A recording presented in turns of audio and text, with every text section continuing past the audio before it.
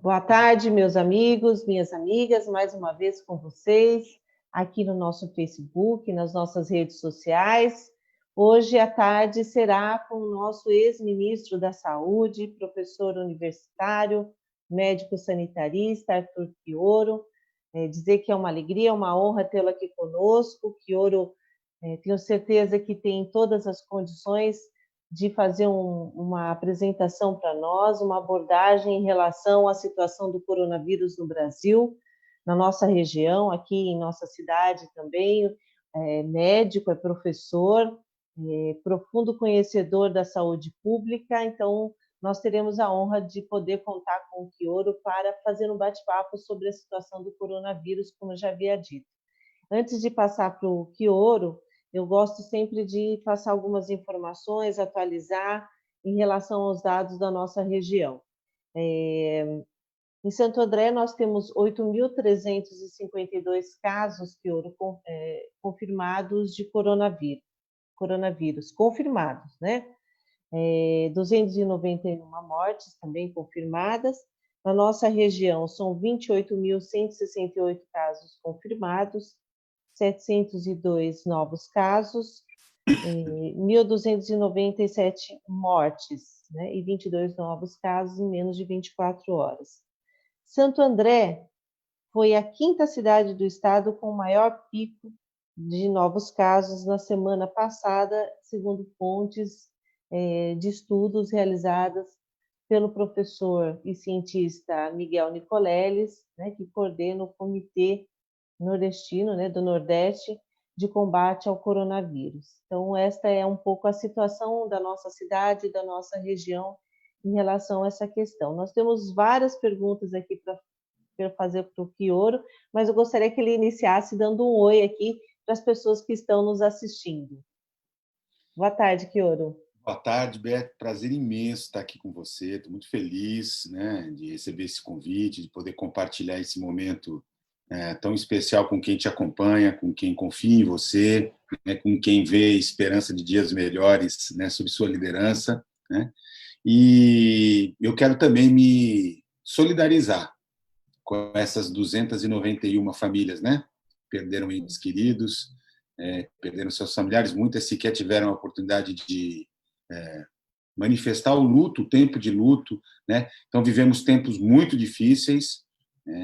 Este fenômeno que você destacou a partir da análise do professor Nicoleles, ele não é fortuito, ele também aconteceu em São Bernardo, ele também aconteceu nas cidades que tiveram flexibilização das atividades comerciais de maneira, na minha opinião, assodada, sem nenhum respaldo científico, né? E, infelizmente, ajudam a entender por que o Brasil se transformou no epicentro da pandemia de Covid, embora só tenha 2,7% da população mundial, responde hoje a mais de 20% de casos e lidera essa trágica estatística de maior número de óbitos hoje no mundo.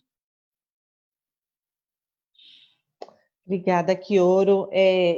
Bom, várias pessoas fizeram perguntas para mim, porque a gente divulgou e as pessoas estão muito interessadas. Infelizmente, a pandemia é algo que tomou conta da nossa vida, o coronavírus é o assunto, né, do momento, e a gente não vê muita perspectiva de mudança, de alteração desse quadro. E uma das perguntas, Fioro, que as pessoas me fizeram em relação ao que eles chamam de segunda onda, ou seja, nós vamos vivenciar uma segunda onda, nós estamos saindo da primeira onda, elas vão se encontrar e a gente nem vai perceber que estamos vivendo um segundo momento.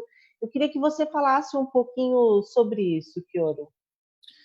Acho que uma pergunta muito importante e talvez uma das perguntas mais difíceis para qualquer epidemiologista, qualquer sanitarista, qualquer cientista que tenha acompanhado, e eu tenho me dedicado a estudar a Covid desde que surgiu, desde janeiro, né?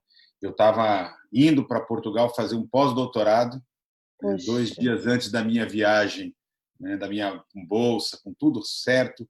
2 dias antes fechou o espaço europeu e eu fiquei aqui no Brasil.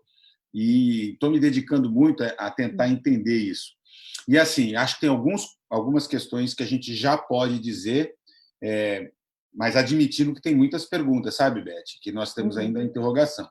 A primeira delas é o seguinte: nós não temos uma única pandemia no Brasil ocorrendo. Pode ser difícil para as pessoas entenderem, mas o Brasil é um país de dimensão continental, né?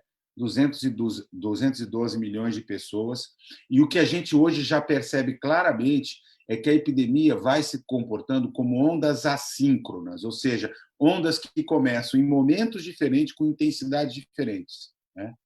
Então, por exemplo, regionalmente, por exemplo, a região sul, no primeiro momento, ela chegou pelas capitais com maior fluxo de contato com o exterior. São Paulo, Rio de Janeiro, Salvador e, principalmente, Recife, Fortaleza e Manaus. Junto com São Paulo e Rio foram os lugares. Depois ela passou a eu chamo isso de periferização. Ela comeu as regiões das cidades com condições socioeconômicas e principalmente habitacionais mais precárias. Até porque tem a ver com a história de transmissão da doença. Quanto mais junto as pessoas ficam, maior é a transmissão. Então, a Covid não é democrática e ela pegou as comunidades mais pobres da periferia, os pretos, as pessoas que vivem em condições habitacionais mais precárias. E depois ela faz o movimento de regionalização. Mas, quando a gente olha o gráfico, é muito interessante, porque o de São Paulo explode muito rápido, o do Rio vem atrás, o do Amazonas, do Pará, Ceará e etc. Depois vem outros estados e, quando a gente olha os dados do Ministério da Saúde, a onda no Sul e no Centro-Oeste, em Minas Gerais, nem começou ainda. Está começando agora. Então, assim, é preciso entender então, que nós temos ondas acontecendo em vários momentos. E eu diria, respondendo objetivamente a sua pergunta, que a gente pode dizer que nós temos algumas regiões que começam a se confirmar uma certa tendência a dar uma primeira estabilizada, que é o Norte, Amazonas, Pará, o Amapá, o Acre, o Ceará e Pernambuco. Só não é também porque o interior agora está fortemente sendo atingido, mas a região metropolitana. No restante, São Paulo, Rio de Janeiro, Espírito Santo, Brasília, nós não podemos dizer que está estabilizando. Portanto, quando eu vejo governador, quando eu vejo determinadas autoridades falando do risco de uma segunda onda, dá vontade de entrar na televisão e dizer o seguinte: meu amigo, não saiu da primeira, como é que você fala em risco de segunda quando nós ainda estamos na primeira? Então, qual que é o nosso grande risco, Beth?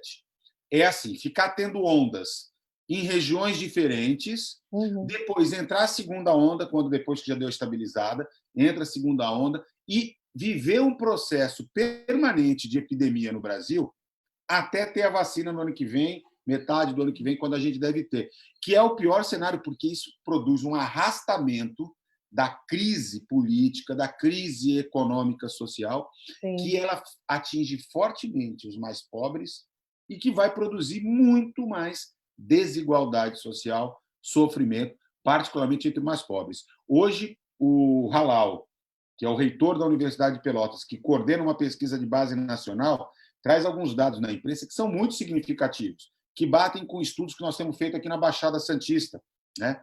Ele mostra, por exemplo, que os pobres têm um risco que é o dobro a chance de morrer e de adoecer por Covid. Os indígenas, 5 vezes mais do que os brancos.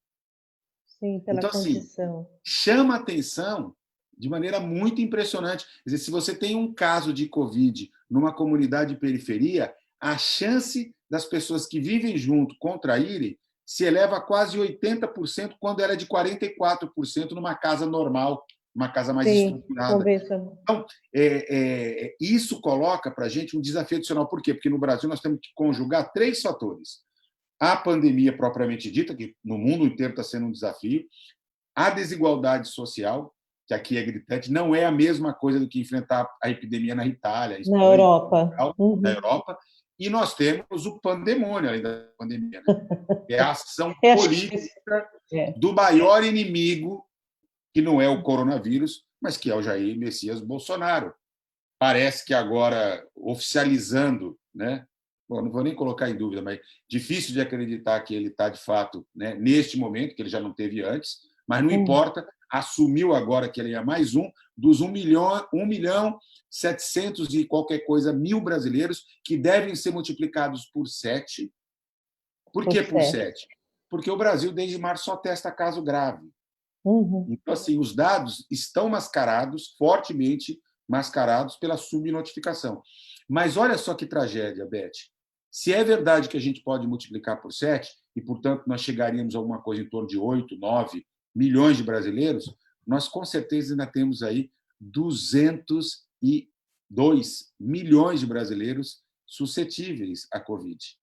Portanto, Sim, porque como você colocou, se são várias ondas e a gente ainda nem chegou a atingir todos os lugares, como você mesmo citou, Minas, em algumas regiões agora está começando, então até esse processo tomar conta do país todo, quantas pessoas terão que morrer, quantas pessoas serão contaminadas até que a gente consiga superar o que eles chamam dessa primeira onda. Mas acrescenta nessa linha de seu raciocínio, que está absolutamente correto, o seguinte: mesmo em São Paulo, na cidade de São Paulo, ou aqui na Baixada, do ABC eu não conheço nenhum estudo ainda. Se está sendo feito, eu desconheço. Não eu vi esse do Nicoleles. Mas o Nicoleles pega só a base de dados. Eu estou falando daqueles estudos que foi de casa em casa colhendo soro. Né? O dado que a gente tem é que, mesmo na cidade de São Paulo, nós não ultrapassamos 10% da população já infectada.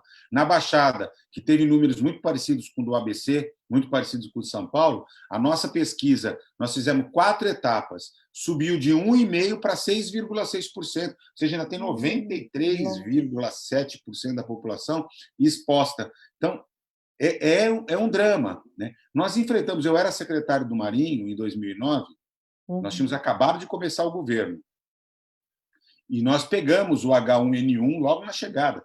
Sim. A cidade estava um caos, né? O sistema de saúde muito caótico e tal. E eu lembro como foi difícil. Mas, rapidamente, chegou medicamento, porque tinha o Tamiflu, que tinha impacto, e alguns anos depois a gente teve a vacina. No caso da Covid-19, é muito complicado, porque nós não temos nenhum antigripal que funcione, apesar do Bolsonaro ficar vendendo a história lá de que a cloroquina funciona, a ivermectina, tal, infelizmente, eu não sou daqueles que ficam discutindo se medicamento é de direita ou de esquerda. Medicamento é uma droga com efeitos colaterais e que, se bem indicada, pode salvar, tratar a doença, salvar a vida das pessoas. Eu adoraria, como médico, que nós tivéssemos um medicamento que funcionasse, mas até agora não temos. Infelizmente, não temos. E é por isso que a taxa de mortalidade é tão assustadoramente alta no mundo inteiro e estupidamente alta no Brasil. E aí tem pesquisas que já estão mostrando que ela é mais alta entre os seguidores do Bolsonaro, que se protegem menos. Infelizmente. Infelizmente, nos idosos, nas pessoas que têm comorbidade, né? Que são as mais expostas. Mas, assim, é lamentável, porque nós não éramos para ter essa quantidade de morte. Olha, as estimativas, Beth, já eram delicadas. Nós teríamos 44 mil mortes, era o estimado, nos modelos matemáticos. Nós já estamos hoje passando de 68 mil mortes e ultrapassamos as 44 mil no dia 14 de junho. Ou seja, a nova expectativa é que nós vamos ultrapassar 120 mil mortes. É uma tragédia. É uma tragédia. É uma tragédia. E Kioro, essa coisa da testagem é algo que todo mundo fala. Né? O que seria... Você que fez essa pesquisa na Baixada Santista, conseguiu levantar esse número, enfim, de 1,5% a 6,5%, foi porque vocês realizaram uma estratégia da testagem. Então, você conhece bem a região do ABC, você conhece São Bernardo, foi secretário de saúde, enfim. O que você acharia que seria o ideal de número de testagens? Olha... É possível responder essa pergunta? Muito facilmente. Muito facilmente. Né? Com prefeitos que valorizassem o consórcio intermunicipal do Grande ABC, né? Que convocassem a Faculdade de Medicina do ABC, a Faculdade de Medicina de São Caetano, de São Bernardo, que pudesse colocar a própria Universidade Federal do ABC, chama as universidades. Aqui na Baixada foi assim, fez um pool Os pesquisadores de todos. No início, nós éramos em 24, depois ficamos em 8, efetivamente trabalhando. Mas juntou os pesquisadores, eu representando a Unifesp, eu sou professor lá da Unifesp, de uma outra universidade aqui da Baixada, via um grupo, o Parque Tecnológico. Sim. Fez a aquisição de 10 mil testes, 10 mil testes, e nós fizemos 2.500 testes em cada uma das fases, 4 fases. Testes rápidos, uma amostra usando as regiões censitárias, programa de computador calcula a amostra, certo? E com 9 cidades, um número maior de cidades, mas uma população menor, de 1.800.000, a gente conseguiu. Então, eu vou te responder muito facilmente, porque assim, o caso do ABC é fácil, porque o ABC tem o dobro da população da Baixada. Sim, isso tá mesmo. certo? Então, com 20 mil testes, nós conseguiríamos fazer o campo e a investigação de 2 em 2 ou de 3 em 3 semanas, captando exatamente a progressão para orientar a tomada de decisões. Como é que a gente fez aqui? Inclusive, para poder agilizar o campo, nós treinamos as equipes de vigilância e de agentes comunitários, saúde da família, das próprias secretarias municipais. Então, os pesquisadores, nós montamos os questionários, montamos toda a validação, fizemos os treinamentos, ficamos com a análise e as secretarias municipais com o campo. E cada vez que identificava um caso positivo, as equipes de saúde aproveitavam para testar as famílias, fazer as orientações, a comunicação. Fazer o rastreamento e a localização. Eu vi hoje o Bruno Covas e o Dória, finalmente, depois de 130 e poucos dias do surgimento da doença no Brasil, do primeiro caso, ou seja, mais de 4 meses, fazendo aquilo que tinha que ter feito na primeira semana. Eles anunciando que agora eles vão testar e cada caso que eles encontrarem, eles vão fazer o isolamento e vão pegar toda a família e vão testar. Gente, mas assim, nós tivemos quase 2 meses de aprendizagem, porque foi exatamente assim que a Coreia do Sul, a Austrália, a Nova Zelândia, a China, o Japão... A gente já tinha experiência de outros países que vivenciaram e tomaram essas iniciativas, essas estratégias. E agora a Organização Mundial da Saúde também falava sobre isso. Os caras saíram comprando ventilador 5, 6 vezes a mais respirador, saíram comprando leito hospitalar e só esqueceram de fazer o que era mais fácil, que era colocar... Inclusive porque nós temos, diferente dos outros países, que não tem estratégia de saúde da família, não tem agente comunitário, nós temos, Beth. Então, era assim, era comprar equipamento de proteção individual, que faltou, treinar as nossas equipes, dar o teste na mão deles, é o seguinte, vai para as comunidades que vocês já conhecem e vão lá e começa a fazer o seguinte, dona fulaninha, alguém é na sua casa, está com febre, está com dor no corpo, perdeu o olfato, perdeu o paladar, está com... Vamos lá, vamos colher o teste. Colher o teste. Deu positivo? Isola. Vamos colher o teste de todo mundo. 2 semanas de licença, porque tem que ficar 14 dias isolado. Bom, aí o que faltou? Uma outra coisa, Beth, importante. Quando a gente vai para a periferia de Santo André, nós vamos enfrentar o mesmo problema. Você vai ter aquela casa que tem 2 cômodos e 8 pessoas morando ali dentro. Exatamente. Aí como é que você diz para o cara, o senhor precisa ficar isolado, o senhor só vai passar para o resto da família? Vai dizer, mas, doutor, o senhor está doido, na minha casa não dá para isolar, dorme todo mundo junto. Tal. Então, a prefeitura teria que providenciar ali no bairro, usando a escola que está parada, usando o ginásio, um centro de isolamento. Para quê? Para que essa pessoa, ela não está grave, ela não precisa de hospital, ela precisa de alimentação, lugar para tomar banho, de repouso, uma televisão para ficar, porque ela precisa ficar ali para se proteger e proteger a sua família, os demais. Isso. Beth, a gente já tinha saído da crise. Porque aí, com 4 semanas, mais o isolamento, a gente leva a taxa de transmissão da doença para baixo de 1. O que isso significa? Que um caso transmite para menos de uma pessoa. Aí ela perde força e controla. Que foi o que aconteceu? Em Portugal, na Alemanha, na França, na Itália, lá, e que não aconteceu nos Estados Unidos nem no Brasil. Aqui a gente olha o nosso gráfico, nós continuamos assim, parece que vai lançar foguete para a estratosfera. Ele continua crescendo, crescendo, crescendo, e abre, faz a abertura, a flexibilização aqui. Por quê? Porque quem rugiu muito alto, quem bradou que nem eu faço, acontece, eu decreto, fecha tudo, não sei o que, tal, agora não está aguentando a pressão de empresariado, não está aguentando o tranco das eleições, que vem aí a eleição, então está colocando. Então, em vez de colocar o interesse da população acima, está colocando outros interesses. Não, então, e você tem toda a razão. A gente viu uma corrida maluca, né?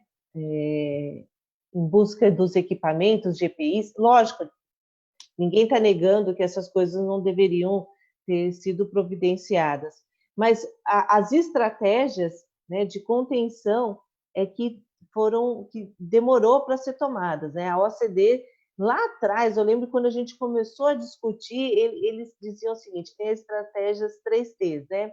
Trace, Track e Test. Então você testa, você localiza, rastreia, isola, né? E Então, testa os comunicantes, e repete a mesma coisa. Exatamente isso. então, a gente já sabia, olha, eu não sou profissional da área, eu não sou Mas é por isso especialista. que você vai ser a próxima prefeita dessa cidade, Miriam. É, pois é. E a gente Preparada. pois é, a gente já tinha se apropriado dessas informações, mas o que a gente viu parece que o interesse muito maior em comprar, né, do que realmente usar de estratégias mais inteligentes, mais factíveis para conter a proliferação maior do coronavírus. E você tratou aqui de uma coisa muito importante, que foi a contaminação do coronavírus nas nossas periferias. Infelizmente, Kioro, eu fico observando, são duas dificuldades. A primeira, da agilidade dos governos de tomarem as medidas estratégicas para conter, né? E a segunda questão é que a gente agora, no momento que a gente está, 4 meses, né, da pandemia, como é que você segura as pessoas em casa, né? As medidas de flexibilização que foram tomadas pelo governo estadual nosso aqui e também em escala pelos governos municipais, a mensagem que foi dada está sob controle, ou seja, sai de máscara, mas está tudo certo, está sob controle. E o que a gente vê e que chama atenção, eu li rapidamente essa reportagem do Nicoleles. Ele pegou algumas cidades que apresentaram maior pico de contaminação pós-flexibilização. Se eu não me engano, Santo André é a quinta, mas tem Guarulhos, tem Campinas, acho que a própria cidade de São Paulo e outras. Bom, o que é isso? Se lá no começo, como você disse, nós tivéssemos mantido as pessoas, né, que ainda estava todo mundo compadecido, né, dessa situação, com medo, etc. E tal. Aí você vê o Bolsonaro fazendo desserviço, né, porque ele é a figura do presidente. Então, a mensagem que ele passa é contrária a tudo que os técnicos da saúde, os especialistas, a Organização Mundial e etc. estavam dizendo. Mas ele é a figura do presidente. Então, ele estimulou que as pessoas não se cuidassem, né? O governo estadual também não tomou as medidas de contenção que deveria ter sido tomado. Tem um problema da periferia, que é isso que você falou. Como é que você segura 8 pessoas, 5 pessoas, 6 pessoas numa casa de 2 cômodos? Sem contar as pessoas que estão na informalidade, que precisam trabalhar, porque se não vender seu produto no almoço, não janta naquele dia. Então, a situação é desesperadora, porque a gente circula, né, pela cidade e a gente vê que, assim, as pessoas estão andando, muita gente de máscara, é verdade, muita gente sem máscara, você vê muitos jovens em bar, de forma irregular, né? Sem máscara.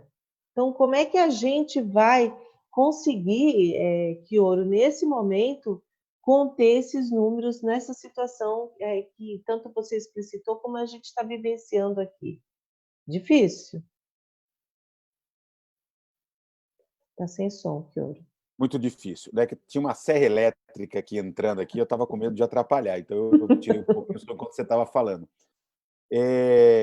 Trabalhar em casa tem essas coisas, né, gente? Eu também fechei tudo aqui. Eu acho que a tua análise é muito consistente, muito bem feita.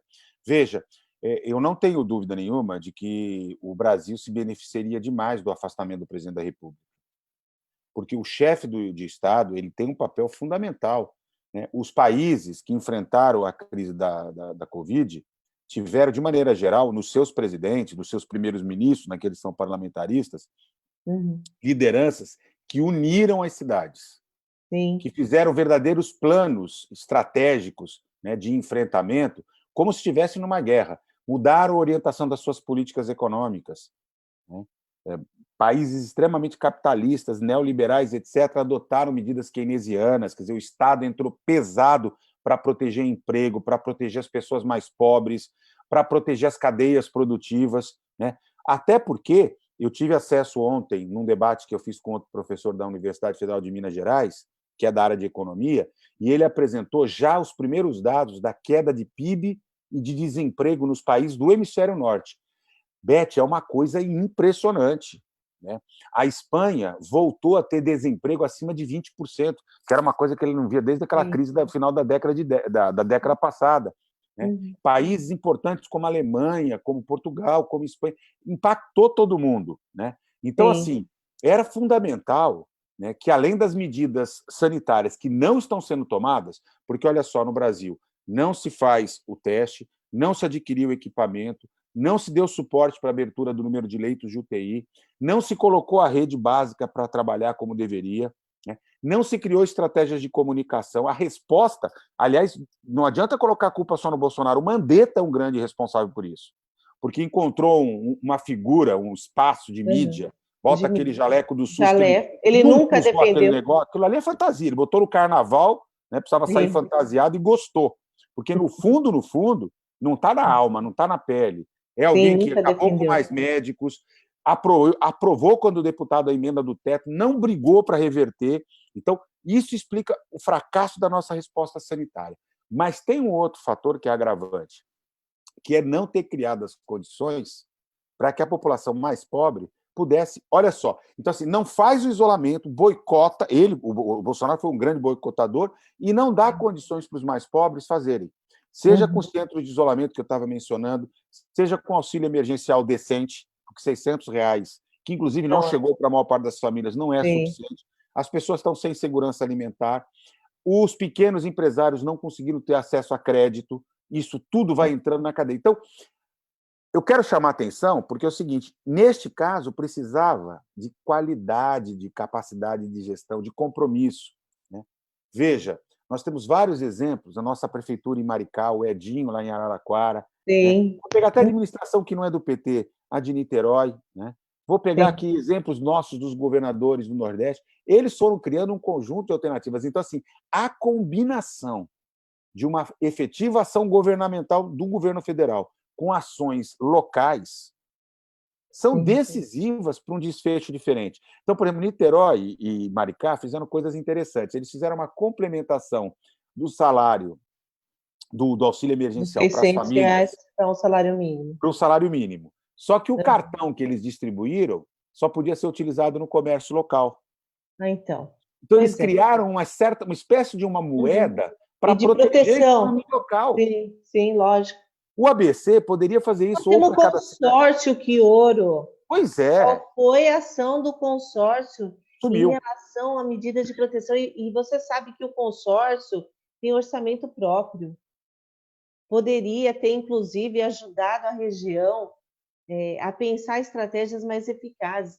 Eu conversei com alguns comerciantes aqui da nossa cidade e é lamentável. Primeiro, o governo federal, isso que você colocou, não deu proteção para o micro e pequeno empresário, que abriga aí praticamente 60% da mão de obra brasileira. Né? E do PIB, né? E do PIB, juntando com a classe trabalhadora. Pois é, 60%. O governo federal lançou linhas de créditos, mas que não facilita, não chegou, a burocracia é grande e o valor destinado não ajuda nas demandas que essa pessoa tem, nas despesas com aluguel, com folha de pagamento, etc. E aí a pessoa acaba desistindo. Aqui em Santo André e na nossa região também não foi feita uma ação que desse conta disso. As linhas de créditos que foram disponibilizadas, recurso pequeno, muita burocracia e muita demora da resposta. A pessoa acaba não desistindo, acaba desistindo, porque não é o suficiente. A gente vê aqui no comércio que mesmo com a flexibilização, vários comerciantes não voltaram porque não tiveram apoio e fecharam. E aí, num país como o nosso, né, em que a proteção às pessoas ela é extremamente fragilizada, seja do pequeno, do médio comerciante, do informal ou de um cidadão desempregado, infelizmente a gente não tem essa rede de proteção que desse conta de manter as pessoas isoladas nas suas casas, protegidas, para que a gente saísse dessa pandemia com o menor grau de dignidade possível, né? Então a gente vê que mal a gente conseguiu sair, né, Kioro? Na verdade, mal a gente conseguiu se estabilizar em relação à pandemia, já flexibilizaram, né? E aí eu queria saber de você. Você acha que no momento que foi feita a flexibilização, foi o momento que era possível ser feita essa flexibilização? Isso contribuiu para que aumentasse o número de pessoas contaminadas, esses números absurdos que a gente vê todo dia? Como é que é isso? Você acha que foi a melhor estratégia? Eu acho que ela foi profundamente falha à medida em que ela foi sendo tomada no contexto de uma disputa de narrativa com o Bolsonaro e não fundamentada na emergência sanitária. Porque é o seguinte, ela teria que ser tomada fundamentada em... Aliás, tanto a decisão de entrar em isolamento como depois de flexibilizar, em grande quantidade, sólida quantidade de informação. E isso não foi feito. Ou seja, testando, mapeando, combinando os testes para diagnóstico da doença com os inquéritos sorológicos, você podia ter um desenho não apenas da cidade, como das regiões da cidade e da própria região do ABC, por exemplo, e das diferentes regiões do país. Então, várias regiões poderiam ter continuado em observação, testando, sem medidas de isolamento, orientava o uso de máscara, orientava a lavar a mão, as medidas de higiene, mas poderiam esperar e deixar para entrar no isolamento a partir do momento que se identificasse que começou a transmissão para valer. Entendeu? Sim. Porque, inclusive, isso dá mais... Na hora da saída, a mesma coisa, Beth. Né? Então, o que aconteceu aqui? Fecha tudo, inclusive lugar onde você não tinha nada. Entra no descrédito. Aí, quando chega, a população já está exaurida. É isso. A paciência, a disponibilidade de apoiar, e ainda tem o Bolsonaro, o pandemônio, perturbando. Na hora da saída, a mesma coisa. A experiência internacional mostra que depois de 2 semanas que a curva achatou, 2 semanas, dá para começar de forma lenta, gradual, e aí umas 2, 3 semanas, 4 semanas para ir liberando. Aqui, o que o Dória, o que o Bruno Covas, os prefeitos do ABC fizeram? Pegaram, literalmente, na alta, e abriram. Pois é. Aí a gente tem um rebote. É isso. Né? Tem aquela estupidez de aumento de casos em São Bernardo, Santo André, né? E uma insegurança. Quer dizer, é literalmente uma roleta russa. Eles abriram apostando. Mas nós consideramos o número de leitos de UTI. Opa, peraí. Leito de UTI é um elemento que tem que ser considerado. Claro que tem que ser levado em consideração. Estamos seguros? Já não está mais correndo risco de saturação, mas em lugar nenhum do mundo ele foi usado como um elemento para justificar. Aqui, não pode liberar, porque se o pessoal for para UTI, eu tenho como receber. Pô, peraí, não é isso. Pois que coisa meio assassina, né? Essa aí eu tenho vaga no cemitério, então pode... Pode matar. Chega a ser macabro. É macabro. E aí ainda vem aquele Dória todo de preto, né? Pois nossa. Falando, no começo ele era o leão bravo, agora ele é o gatinho, né? O gatinho medroso, né? Que tem medo de prefeito, medo de empresário, medo de todo mundo. É aquela coisa de preto... Lástima, né? É uma conjugação de presidente horroroso, genocida, um governador medroso, incompetente. Aquele cara nunca produziu nada na vida, né?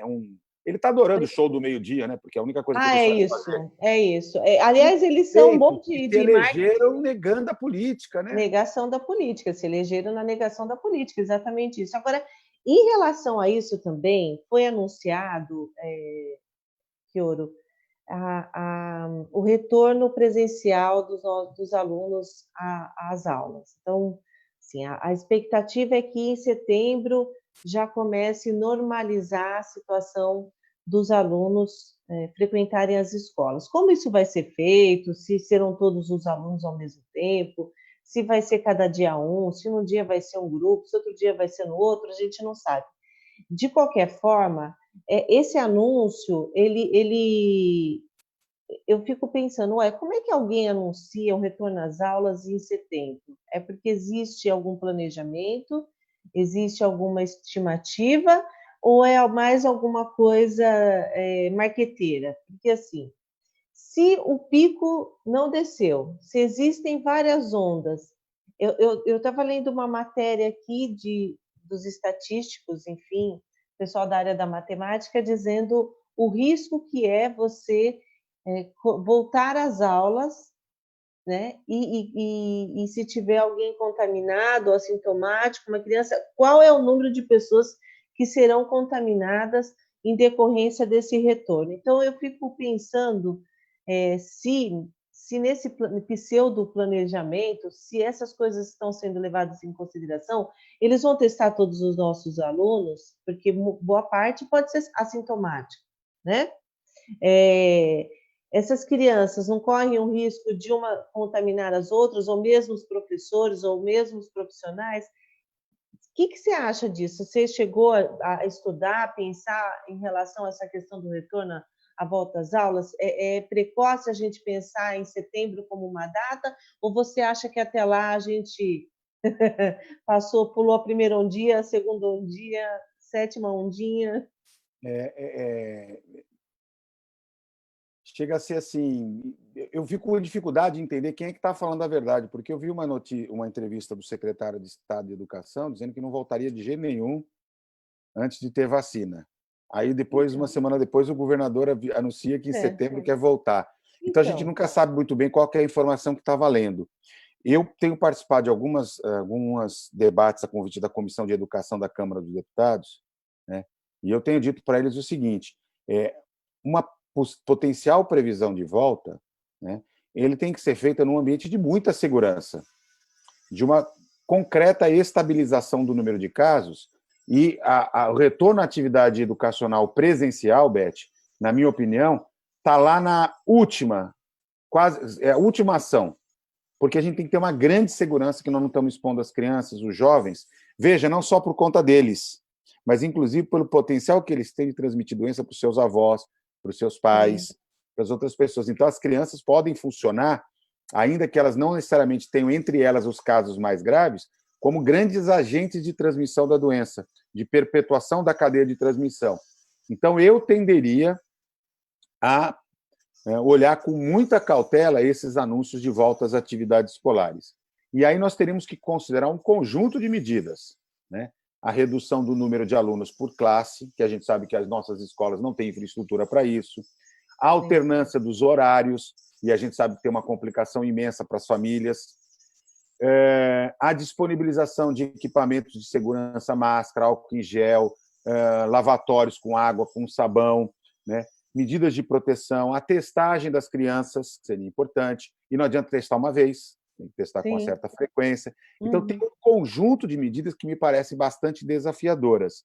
De qualquer maneira, né, acho que é irreversível a necessidade de fazer adaptação nas escolas, particularmente nas escolas do governo do Estado, que, de maneira geral, mais se assemelham, tá certo, a ruínas ou delegacias de polícia do que a estabelecimentos escolares, pelas condições degradantes de infraestrutura. Então, seria bom que o governo literalmente passasse a priorizar e aproveitasse esse momento para fazer um grande investimento na infraestrutura das escolas para melhorar as condições de higiene, as condições de trabalho para os professores e de ensino para os próprios alunos, né?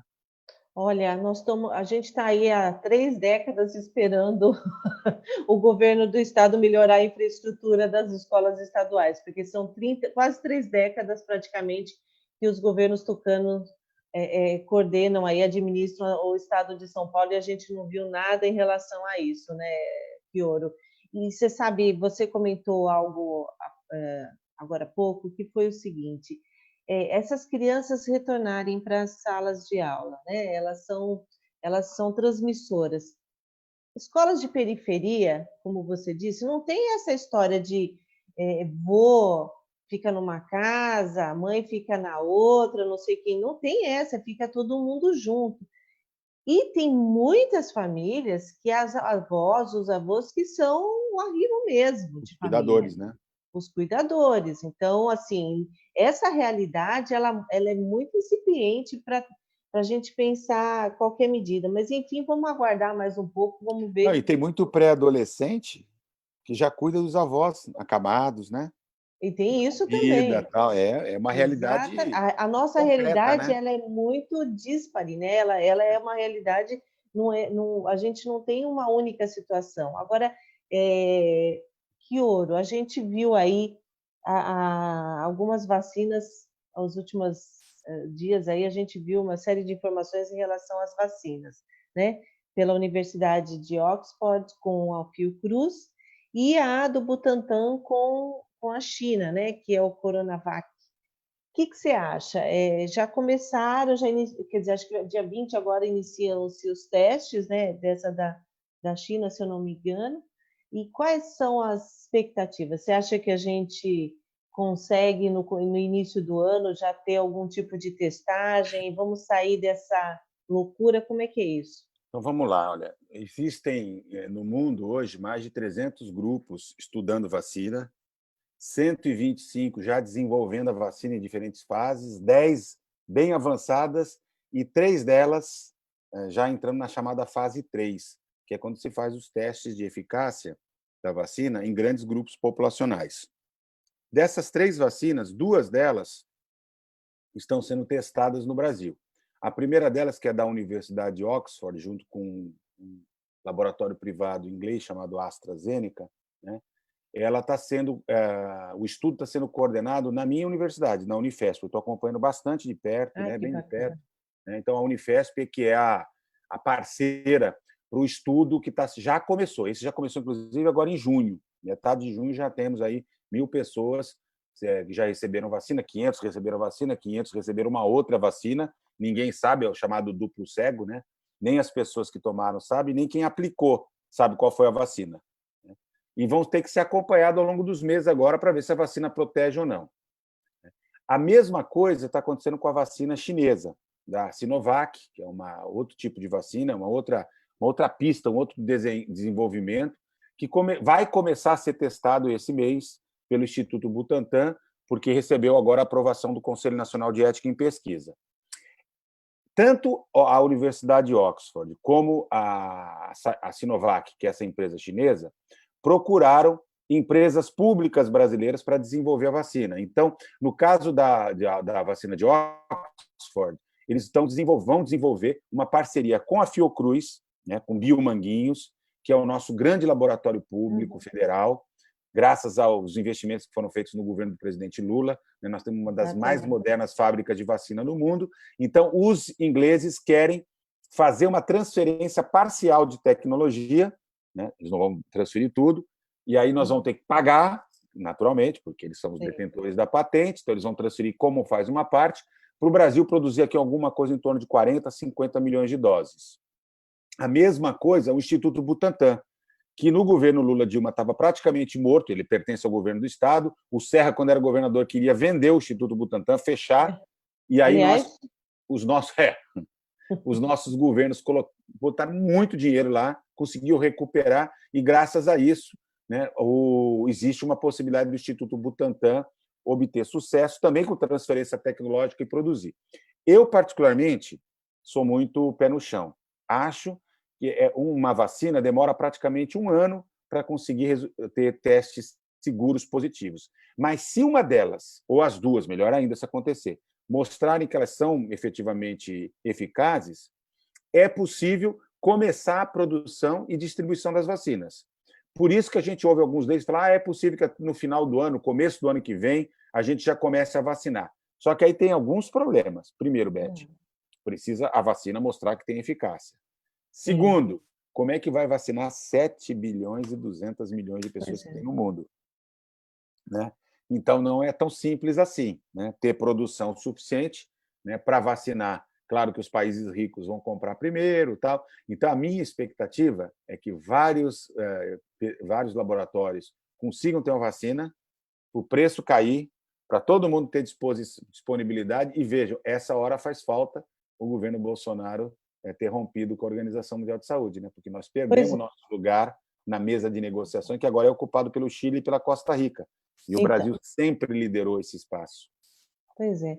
E além disso tudo também, Kioro, como você havia dito, no governo Temer nós tivemos aí a redução dos investimentos na área da saúde, da educação, enfim, a PEC 95, né, que congelou os investimentos na saúde por 20 anos, né? Ou seja, se a gente já não tinha um recurso financeiro, o aporte necessário, com eles têm que voltar atrás, não é possível, a gente tem que fazer uma pressão com os deputados para que derrube essa PEC, né? Para poder a gente, nesse momento, equacionar aí, tentar equacionar algumas questões em relação ao investimento na área da saúde. Agora, em relação à vacina ainda, Kioro, nós teríamos aí condições de, num período de menor, talvez, assim que as vacinas comecem a testar eficácia de produção dessa vacina, ou seja, material, insumo, enfim, matéria-prima, a gente tem capacidade de produção? Então, com a transferência tecnológica, as nossas plantas de vacinas que nós temos disponíveis, Beth, elas vão precisar ser adaptadas naturalmente, mas a gente já produz. Por exemplo, o investimento que o governo federal fez foi para produzir a vacina do H1N1 no Brasil. O Brasil hoje tem autossuficiência. Aliás, nós conseguimos hoje ajudar países da África, da América Central, da América do Sul, com vacina. Então, a gente, capacidade técnica tem. Claro que eles vão ter que transferir a tecnologia, né, para poder fazer, e vão nos cobrar. Nós vamos produzir e ainda vamos pagar, né? Mas nós temos. O jogo é bruto. O jogo é bruto. O jogo é bruto. Parece que era alguma coisa em torno de, para a gente poder ter isso aqui, assim que fosse aprovado, em torno de 85 milhões, alguma coisa assim, né? Então, mas não está muito claro ainda. Eles estão negociando. Até eu tenho conversado com o Alexandre Padilha, com o Jorge Soros, nossos deputados federais, que têm acompanhado essas negociações no Congresso, porque tem uma parte que é o que vai pagar para eles, né? Porque aí são os royalties, né? Os direitos é como se fosse direito autoral, né? A patente, né? E ainda tem os custos de produção, né? Mas no caso é um investimento que vale muito a pena, né? Sim. Se a gente tivesse que gastar, sei lá, R$1 bilhão, ainda assim seria um investimento, um impacto na proteção das vidas, da própria economia, da renda. Eu tenho a absoluta convicção de que nós vamos ter que dar um jeito, né, de encontrar recursos para isso. Agora, o que mais me chama a atenção é o quanto que o governo Bolsonaro mantém a lógica da austeridade fiscal, mantém a lógica da contenção de gastos. A emenda do teto continua sendo praticada, até para os recursos da Covid, né? Então, assim, é de uma perversidade danada. Então, eu não duvidaria, mas se tudo der certo, a gente, nos próximos meses, não apenas terá uma nova vacina, mas como deverá ter um novo presidente, né? Olha, que ouro! Nossa!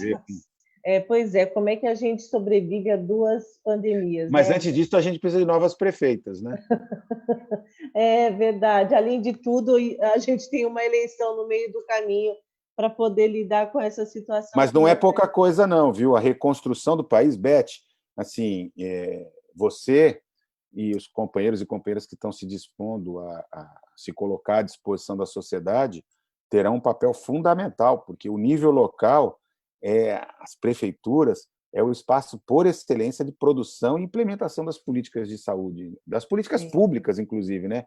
Então, elas vão ser fundamentais, porque assim a crise econômica vai se arrastar, receita, fundo de participação dos municípios, tudo vai cair muito, as necessidades da população aumentarem. Veja, vou dar só um exemplo do SUS. Nós estamos há 4 meses que praticamente ninguém é atendido. Hipertensos, diabéticos, pacientes com câncer. Esse é um outro problema gravíssimo. Gravíssimo, isso vai desaguar. Então, assim, vai exigir enorme capacidade dos futuros prefeitos e prefeitas, né, no sentido de conseguirem honrar um compromisso e, inclusive, discutir com a sociedade quais são as prioridades. Nunca orçamento participativo se coloca como uma coisa tão prioritária, até para Tão decidir junto o fundamental. que fazer, né? Isso. Exatamente. A gente poder olhar para o mapa da cidade, a situação financeira, a situação econômica, a situação social da cidade, e não tem jeito, é isso que você colocou. Nós vamos ter que eleger prioridades na cidade em decorrência dos desgovernos que a gente vem vivenciando no país nos últimos anos, né? Isso é uma realidade. Eu tenho feito várias reuniões, Kioro, do programa de governo e trazendo gente assim da mais alta qualidade para discutir uma série de questões, inclusive a questão do financiamento da cidade, perspectivas para a questão da economia. Enfim, a gente teve aqui o Rafael Marques, né, que é o presidente do TID. Enfim, como é que a gente vai discutir trabalho, como é que a gente vai discutir renda para a população, né? E as saídas, elas são locais, mas elas também são regionais. Então, algumas medidas, o coletivo dos 7 municípios vão ter que vão ter que planejar coletivamente, porque senão a gente não vai conseguir encontrar saídas para as áreas da saúde, para a área da economia, enfim, áreas extremamente essenciais para a vida das pessoas. Então, realmente vai ser um desafio gigantesco passar por esse momento e dizer mais, né, Kioro, assim, se teve governos que, de fato, estavam comprometidos, né, com políticas públicas, né, que desse um mínimo de dignidade para a vida das pessoas, foram os nossos governos, foram os governos progressistas, né? Porque os governos neoliberais, governos liberais, é o Estado mínimo. Então, a política social, ela nunca está atrelada à questão do crescimento, né? Infelizmente, a gente tem vivido aí os governos que surgiram, como você mesmo diz, da negação da política, né? No momento que as pessoas não queriam saber, elegeram seus representantes e deu no que deu, né? A gente tem visto aí o que foi Bolsonaro, o que tem sido Dória e o que tem sido os prefeitos, em especial aqui da região do Grande ABC, que são a mesma perspectiva, privatiza tudo, Estado mínimo, e essa é a lógica. Então, tem sido aí uma batalha gigantesca já pensar a reconstrução das nossas cidades pós-pandemia, se é que a gente vai ter saído da pandemia. Eu espero que sim, evidentemente, espero que as Vou torcer, né? vacinas sejam eficazes e a gente saia dessa loucura, porque realmente não é uma situação fácil para ninguém. A responsabilidade em cada uma das esferas são gigantescas. Você que é médico sanitarista, professor, eu imagino a loucura que não tem sido a tua vida de pensar aí estratégias, como é que pode contribuir com os debates, e a gente aqui, por outro lado, também pensando alternativas, e no meio disso tudo a população, né? Que vira joguete na mão de quem quer fazer o uso da política para se prevalecer. Agora, nós temos uma responsabilidade nisso tudo também, que é apresentar o nosso projeto, né, Kioro? E apresentar o nosso projeto é dizer o seguinte: não a esse sistema, a defesa dessas políticas que esses governantes todos têm desempenhado nos seus locais, né? Seja na esfera municipal, estadual, federal, que é, como eu já havia dito, essa política neoliberal do Estado mínimo, da contenção, da austeridade, e a população, no meio disso tudo, é quem é a mais fragilizada. Mas, se tudo der certo, vamos continuar fazendo o nosso diálogo aqui com o povo, apresentando os nossos debates, a nossa responsabilidade, seriedade na condução do nosso programa de governo. E já dizer a você, te agradecer imensamente pela participação na nossa live. Quero te fazer um convite também de você poder contribuir com o nosso grupo de estudos, né, do programa de governo. Imagina, você foi o nosso ministro da Saúde, é um profundo conhecedor da saúde pública, você abordou algumas questões que depois serão importantes serem discutidas. Os sistemas de saúde, nesse momento, estão todos voltados para o tratamento da Covid, e, evidentemente, que tem que ter esse cuidado, não estou negando isso, mas, por outro lado, também as outras doenças, pessoas que Claro. sofrem com outras doenças estão fragilizadas, estão abandonadas. Que ouro que tem de gente que me procura, né, sou vereadora aqui em Santo André, dizendo, olha, eu não consigo consulta, eu não consigo dar andamento no meu tratamento, eu tenho doença X, tenho doença Y, tenho problema do rim, tenho problema de coração, estou com câncer, enfim, todos os tipos de doença, diabetes, até catarata. E vão Então, viver um assim, agravamento, né, Beth? Isso pois é é, as muito, pessoas não... muito sério, né? Porque Então, descontinuidade do tratamento, alguns deixarão de ter diagnóstico selado ou o próprio tratamento, quando é o caso cirúrgico. É uma situação muito crítica, viu? então, e a gente não vê alternativas, né? A gente não vê estratégias aí, como é que cuida dessas pessoas, né? Tem que cuidar das pessoas contaminadas, evidentemente, mas se houvesse um planejamento estratégico aqui, no caso, via consórcio, com 7 municípios, nós temos hospitais regionais, né? Você desloca alguns hospitais para cuidar da questão do Covid e deixa a outra parte deslocada para cuidar das outras doenças. As pessoas não ficariam tão desprotegidas, porque se as pessoas não estão morrendo de Covid, elas estão morrendo pelas outras doenças que elas adquiriram, por conta do quê? Da falta de tratamento. Então, quer dizer, o Covid não está matando só pelo Covid, mas está mas tá matando também pela falta do atendimento a outras doenças, né, Kiori? Então, eu te agradecer esse debate, essa discussão, fazer esse convite para você nos ajudar na construção do Pode programa contar, pode contar. de governo factível e que a gente possa fortalecer o nosso sistema único de saúde na nossa cidade e que as pessoas estejam protegidas. Obrigada, Kioro. Um grande abraço e sucesso para você. Conta comigo. Um abraço a todos os companheiros e companheiras daí de Santo André. Muita saúde, fiquem em casa, se cuidem, você também, mas vamos à luta, né? Um abraço. Obrigada, Kioro. Um monte de gente aqui no Facebook mandou um abraço para você. Eu não consegui ler tudo, porque é muita gente, mas sintam-se todos aqui prestigiados e abraçados pelo Kioro. Obrigada, Kioro. Boa tarde. Bom Boa trabalho tarde, para querido. você. Obrigado. Até logo. Tchau, tchau.